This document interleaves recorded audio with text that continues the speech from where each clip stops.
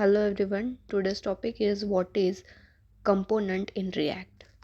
Component is a reusable block of code. It acts as a building block. Basically, it has two types, which is class component and functional component. And it returns JSX. ये जो हमारा JSX है, JSX is a combination of HTML plus JavaScript. Basically, class component extends React component statement. It inherits all the React component and gives your component access to all React component functions. And if you look towards the functional component, तो functional component returns HTML and ये behave करता है same class component जैसे and used to manage state using hooks. Hooks की जो concept है वो basically functional component के लिए ही डिज़ाइन की गई है. अब आपको कुछ कैरेक्टरिस्टिक्स दिख रहा है जिसमें सबसे ज़्यादा इम्पॉर्टेंट है कि रीयूज़ेबिलिटी. हमारा जो कंपोनेंट है वो हम बार बार यूज़ कर सकते हैं. रिटर्न करता है JSX, स्टार्ट होता है कैपिटल. ये सब बहुत मतलब आप याद ना रखो फिर भी चलेगा, पर कंपोनेंट का बेसिक जो है और मेन मोटो जो है वो है रीयूज़ेबिलिटी. नाउ अगर आप देख रहे हो एक वेबसाइट में है, एक नाउ बार डिज़ाइन किया है आपने, एक फूटर डिज़ाइन किया है आपने, वही फूटर और वही नाउ बार आप किसी और वेबसाइट के लिए भी यूज़ कर सकते हो उसी कंपोनेंट का यूज़ करके. उसमें बस आपको उस प्रोजेक्ट में आपको वो फाइल को इंपोर्ट करना पड़ेगा. That is it. बाकी कंपोनेंट में इतना कुछ है नहीं. प्रॉप्स है, स्टेट्स है, वो हम देखेंगे पर बाद में, नॉट नाउ. हम हमारे कंपोनेंट के लिए पहला कोड करने जा रहे हैं अभी, पर उससे पहले हमें उसके 3 जो रूल्स है वो याद रखने पड़ेंगे. ना वो रूल्स क्या है? वो है सिंगल रूट एलिमेंट्स होने चाहिए. पूरा जो HTML कोड है वो हम एक ओपनिंग एंड क्लोजिंग टैग में लिखते हैं, तो वही जो है एक ही सिंगल पेरेंट टैग होना चाहिए. उसके अंदर हम मल्टीपल टैग्स यूज़ कर सकते हैं, कोई बात नहीं है, लेकिन हमें एक सिंगल पेरेंट टैग होना चाहिए, उसमें मिलना चाहिए. और जितने भी टैग्स हम यूज़ करने वाले हैं यहाँ पे रिएक्ट में, वो सारे क्लोजिंग टैग्स होने चाहिए. और जो कुछ भी हम कीवर्ड्स यूज़ करने वाले हैं, जैसे कि क्लास नेम हो गया, वो हमारा कैमल केस में रहेगा. ये 3 चीज़ें आप हमेशा याद रखें, उसके बिना कोड नहीं हो सकता है. एक और चीज़ मैं ऐड करना चाहूँगी यहाँ पे, जब भी आप जावास्क्रिप्ट यूज़ करेंगे HTML में, उस टाइम पे आपको कर्ली ब्रैकेट्स यूज़ करने होंगे जावास्क्रिप्ट के वेरिएबल्स के लिए या फिर जावास्क्रिप्ट के एनी स्टेटमेंट के लिए. ओके, नाउ हम हमारा पहला कंपोनेंट बनाते हैं. बेसिक सा कंपोनेंट बनाएंगे हम app.js में. अब यहाँ पे रिटर्न में हमने पेरेंट टैग के जगह पे हमने div लिया है, मतलब एज अ हमारा पेरेंट टैग हमने div को यूज़ किया है, राइट. तो इसके अंदर हम h1 का यूज़ करके हेलो वर्ल्ड लिखेंगे और npm स्टार्ट करके इसे वेब ब्राउज़र में हम कैसे प्रिंट होता है ये देख रहे हैं हम. और जैसे ही हमने npm स्टार्ट किया है, आप देख सकते हो वेब ब्राउज़र पे हमारे HTML में जो लिखा है हमने स्टेटमेंट h1 में, वो डिस्प्ले हो रहा है. अब हम हमारा सेकेंड कोड करेंगे जो एक प्रोडक्ट के लिए होगा.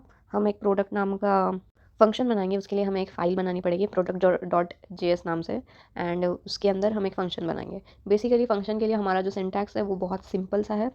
पहले हमें फंक्शन, हमारे प्रोडक्ट का नाम जो फाइल का नाम है वही लिखना है. P उसका कैपिटल रहेगा, पैरेंथेसिस, कर्ली ब्रैकेट, उसके अंदर हम रिटर्न लिखेंगे जिसका रिटर्न टाइप होगा HTML, राइट.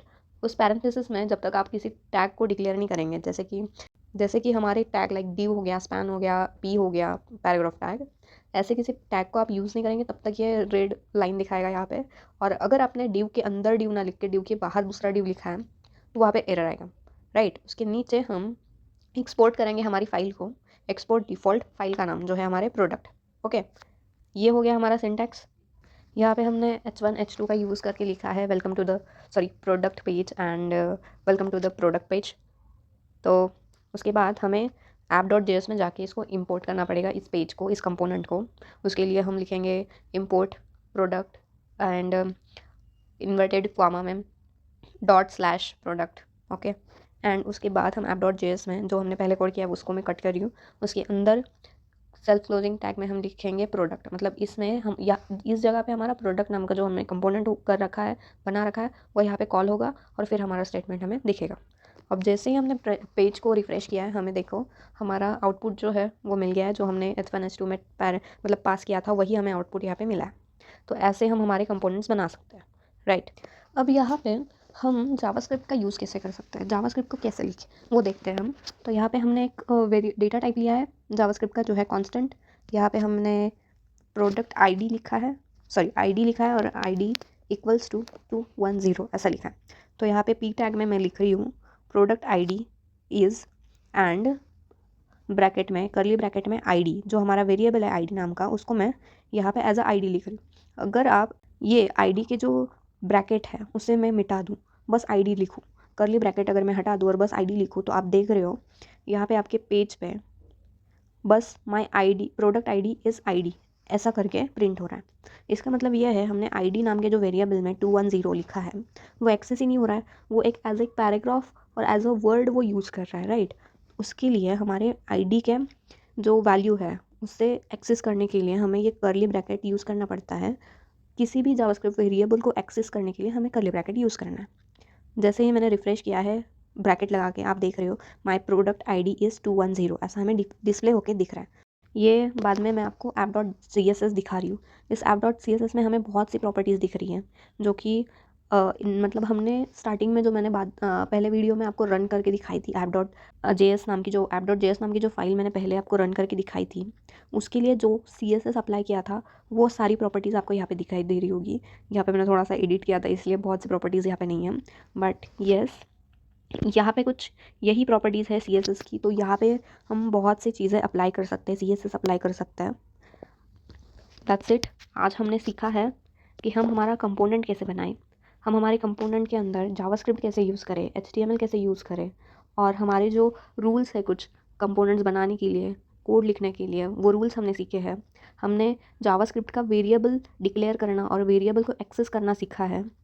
ये सारी चीज़ें आपको याद रखनी पड़ेगी। यही चीज़ें आपको कंपोनेंट्स को बनाने के लिए, फंक्शंस को बनाने के लिए, कोड लिखने के लिए हेल्पफुल होगी। तो that's it for today. Thanks for joining me, and अगर आपको ये वीडियो अच्छा लगा है तो लाइक, शेयर और सब्सक्राइब कीजिए। Thank you.